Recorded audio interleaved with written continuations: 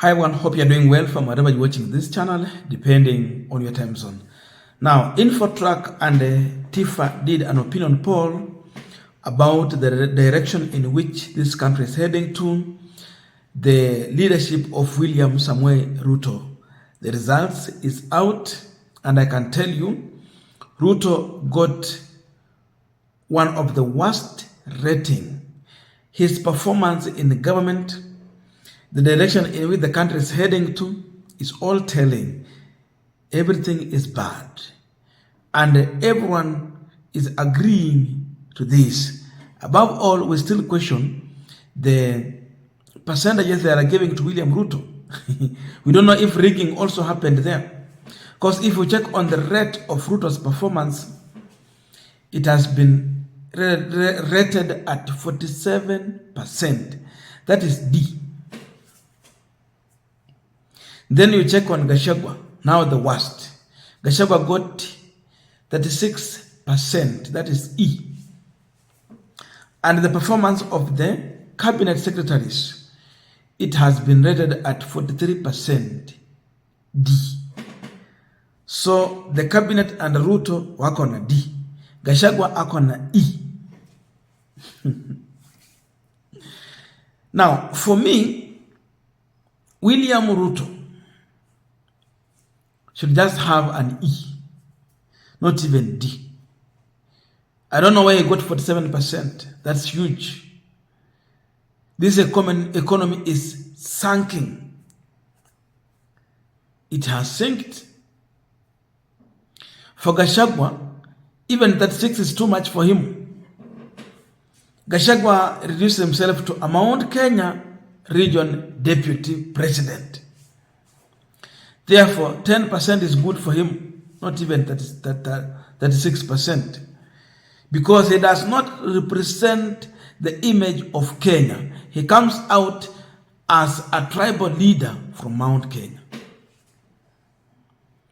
Ruto, you check on his performance, there are many things he has failed. All the way from stopping corruption, borrowing is continuing when he said they will not borrow, over taxation of Kenyans, among many other things, including even threatening Kenyans on their lives, just because they are challenging his way of doing things. So, huyu hata sio wa D, huyu inafaa kuwa wa E, kama Gachagua.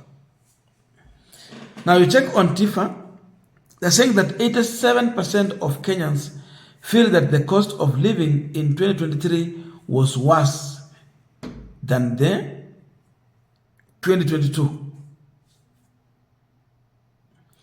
87%. That's A. That means majority, there are many. That 2023 was the worst compared to 2022. 2022, we know when Ruto took over power. Ilikuwa msimu ya Uhuru Kenyatta, so the policies in place were by Uhuru Kenyatta.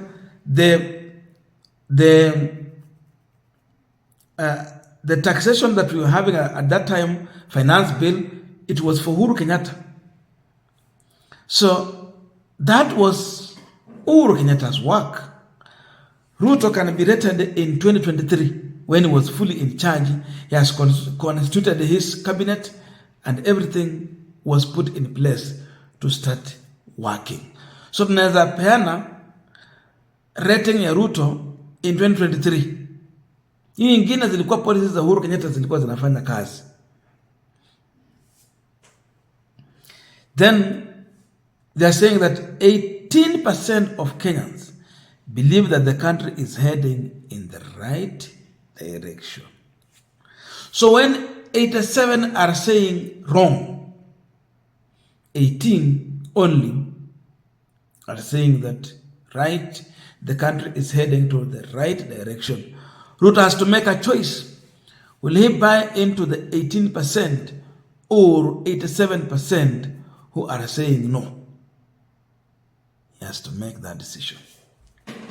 Now again, on Infortrak, 61% of Kenyans believe that the country is headed to wrong direction.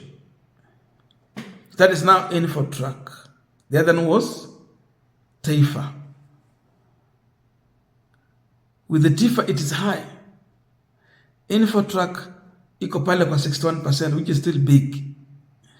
So the majority still believe that the country is heading to the wrong direction.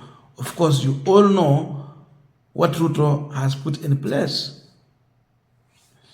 Now, again, if you check on Infortrak, they're saying that 56% of Kenyans are concerned about high cost of living. What work with their concerns? High cost of living. People are talking about that. It is the main agenda. Then you get 36% point out to taxation. Taxation is the one that has made the cost of living go high. Then 33% point on fuel. Fuel taxation has led to high cost of living because everything depends on transport from one point to another. Utoe mavuno shambani upeleke kwa soko. Hiyo yote ni gharama. So movement of goods and services from one point to another has caused cost of living to go high. And 22% are saying that lack of jobs, loss of jobs. We are talking about thousands of Kenyans who have lost their jobs. And the trend is continuing. People are continuing to lose their jobs. This has been one of the reasons why the cost of living is going high. Because we can no longer afford. Since we are not employed, we can't do business. So with this latest rating, there's nothing Ruto has performed above 50%. So he has lost in everything. Though our belief is that even the percentages he has, they should be even more low than that.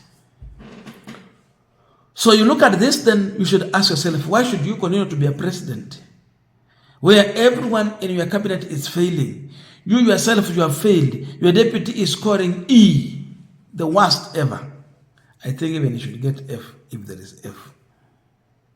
Then you still brag that you are the president. You still walk around saying that you have the sword, and that sword is not for cutting vegetable.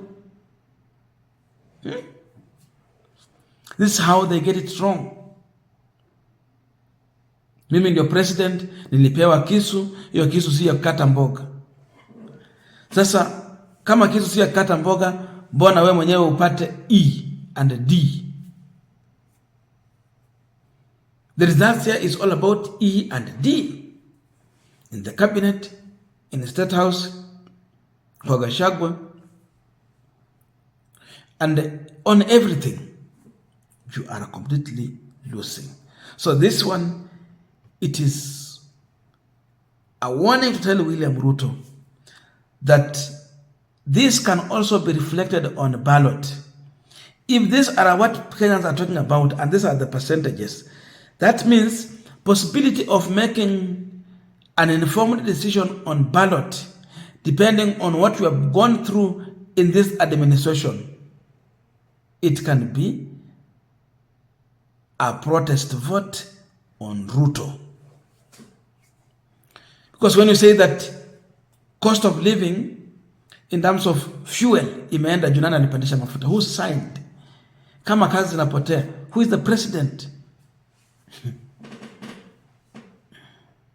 Ni yeye.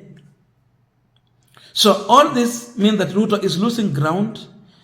Kenyans are not with him, and therefore they don't support his idea. They don't believe in his leadership. A few are with him. So if he's looking to perform well in the next election, he should know that how have Kenyans rated his performance. Is he aligned to what Kenyans are thinking about or what they hoped for? Or will he continue to be a man of promises without delivery, over taxation of Kenyans, policies that are destroying businesses They're destroying jobs. Has he become a hindrance to our economy? Is he sinking the economy? And why? Those are the questions that he should ask himself. So far, his performance is worse, is wanting, and I think even William Ruto cannot redeem himself from all this because he don't have any plan. And if there is any plan, that plan is all about looting, because we have never seen any plan advancing on fighting corruption in this country under the leadership of William Samoei Ruto. I don't know your views, but let us meet in the comment section to continue with this discussion. Thank you so much, and see you in our next video.